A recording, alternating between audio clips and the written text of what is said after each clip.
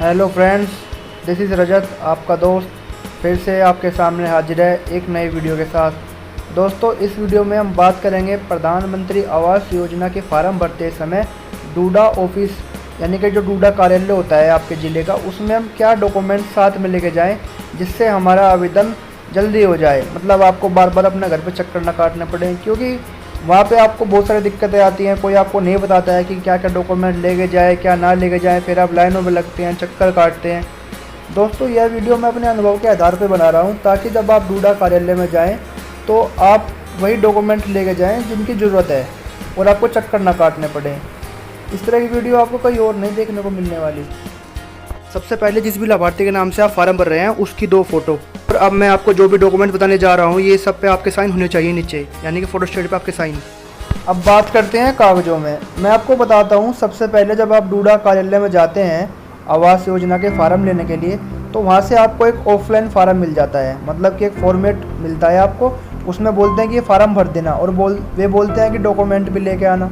फिर वे डॉक्यूमेंट आपको सही तरह से नहीं बताते, जिसमें आप उलझ जाते हैं कि हम क्या लेके आए, क्या ना लेके आए, फिर आप चक्कर काटते हैं, परेशान हो जाते हैं। तो मैं आपको बताता हूँ पहले कि डॉक्यूमेंट्स में क्या क्या डॉक्यूमेंट्स लेके जाएं। सबसे पहले बात करते हैं आधार कार्ड की।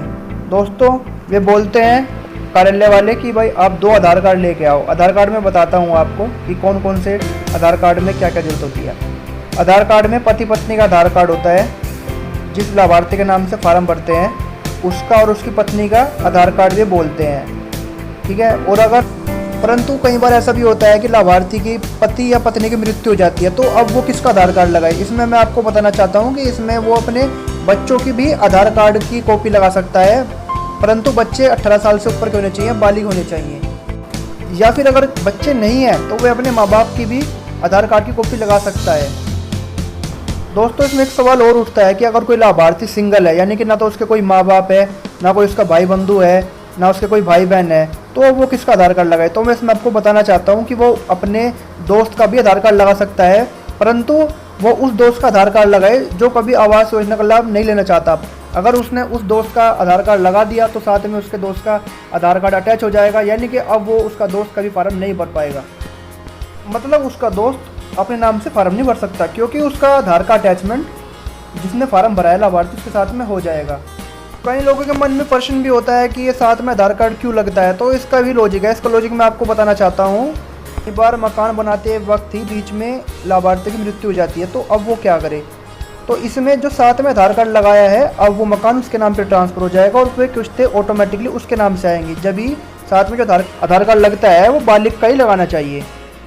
ये तो बात हो गई आधार कार्ड की। तो दोस्तों, अब आते हैं बैंक की पासबुक की कॉपी पर। तो इसमें कभी भी जीरो बैलेंस की कॉपी नहीं लगानी चाहिए। इसमें हमेशा नेशनलाइज्ड बैंक की पासबुक की कॉपी लगानी चाहिए, जैसे पीएनबी, एसबीआई। और दूसरा, कभी भी इसमें सर्व यूपी ग्रामीण बैंक या फिर डिस्ट्रिक्ट कोऑपरेटिव बैंक, इस तरह के बैंक की कॉपी भी नहीं लगानी चाहिए। इसमें मैं आपको बताता हूँ कि ऐसा क्यों नहीं करना चाहिए। क्योंकि दोस्तों, इसमें जब पहली किस्त आ जाती है तो पहली किस्त 50,000 की होती है, वो तो आ जाती है जीरो बैलेंस के खातों में। परंतु जब 1.5 लाख वाली किस्त आती है तो दिक्कत होती है। लाभार्थी चक्कर काटता है लिमिट बढ़वाने के लिए बैंकों में, फिर डूडा का चक्कर काटता है कि सर मेरे तो दूसरी किस्त आई थी और इसमें मैंने इतने रुपये निकाल पाया हूँ। तो इसमें जीरो बैलेंस की कॉपी कभी नहीं लगानी चाहिए। तो अब जो बताने जा रहा हूँ वो सबसे ज़रूरी और इम्पोर्टेंट चीज़ है, वो है मकान के ज़रूरी दस्तावेज। दोस्तों, कुछ लोग सोचते हैं कि मकान के दस्तावेजों में क्या लगाएं, तो मैं आपको बताता हूँ मकान के दस्तावेजों में कुछ चीज़ें ज़रूरी होती हैं। जैसे कि एक तो सबसे पहली बात आती है हाउस टैक्स, यानी कि जिसका मकान बना हुआ है वो हाउस टैक्स की फोटोस्टेट लगा सकता है। और अगर बंदे का खाली प्लॉट है तो उसमें वो बेनामा लगा सकता है। अब सबसे ज़रूरी बात कि अगर किसी के पास हाउस टैक्स ना हो और बेनामा ना हो तो वो क्या लगाए। तो दोस्तों, इसमें मैं बताना चाहता हूँ, एक होता है परिवार रजिस्ट्री की नकल। अगर आप नगर निगम जैसे महानगरों में रह रहे हैं, जैसे सहारनपुर, मेरठ हो गया, तो वहाँ आपको परिवार रजिस्ट्री की नकल बड़ी आसानी से मिल जाएगी। और अगर आपके पास परिवार रजिस्ट्री की नकल भी नहीं है तो आप क्या करें। तो इसके लिए भी एक प्रावधान है। सूडा ने एक नई गाइडलाइन जारी करी थी कि अगर किसी के पास परिवार रजिस्ट्री की नकल नहीं है, जैसे पुरानी संपत्ति होती है, दादालाई सर्टिफिकेट होते हैं उसमें, तो आप 100 रुपये के स्टाम्प पर दादालाई सर्टिफिकेट भी इसमें लगा सकते हैं। तो मैं आपको बताना चाहूँगा कि जो दादालाई सर्टिफिकेट होता है और परिवार रजिस्ट्री नकल होती है, वो सोचते हैं कि हम कहाँ से बनवाएं। तो दोस्तों, इसमें घबराने की ज़रूरत नहीं है। जो भी आपका नगर पालिका या नगर निगम का क्षेत्र है, वहाँ पर जाके आप अधिशासी अधिकारी अभियंता, जिसको ईओ बोलते हैं, उनसे इस बारे में आप पूछ सकते हैं कि जी हम इसमें कैसे बनवाएं। दोस्तों, जैसे कि आप स्क्रीन पर भी देख रहे हैं, मैंने फॉर्म की कॉपी लगाई है। इसके अलग डॉक्यूमेंट्स में आय प्रमाण पत्र, जाति प्रमाण पत्र भी जरूरी कर दिया है। तो जब फार्म भरते वक्त आय प्रमाण पत्र, जाति प्रमाण पत्र की कॉपी भी लगा सकते हैं। अगर आपके पास आय प्रमाण पत्र, जाति प्रमाण पत्र नहीं है तो जो आवेदन की साथ में रसीद मिलती है आप वो भी लगा सकते हैं, कोई इसमें घबराने वाली बात नहीं होती। दोस्तों एक महत्वपूर्ण बात ये भी है कि जब आप डूडा में जाते हैं फार्म भरते समय, तो उसके साथ में आप उनसे साइन भी करवा सकते हैं अपने फार्म पे, और उसकी एक कॉपी अपने पास भी रख सकते हैं।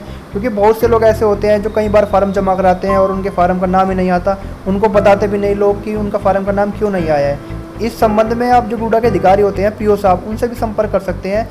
वही डूडा के सबसे बड़े अधिकारी होते हैं, पर्यटन अधिकारी उनको बोलते हैं। दोस्तों इस वीडियो के अंत में इस फार्म की PDF का लिंक भी मैं डाल दूंगा हिंदी और इंग्लिश में। अगर आप चाहते हैं इस बारे में तो आप मुझे कमेंट में भी इसके संबंधित कुछ पूछ सकते हैं। आपको मेरी वीडियो कैसी लगी, लाइक और सब्सक्राइब जरूर कीजिए। अगर कोई सवाल है तो कमेंट में पूछिए। इसी के साथ धन्यवाद दोस्तों।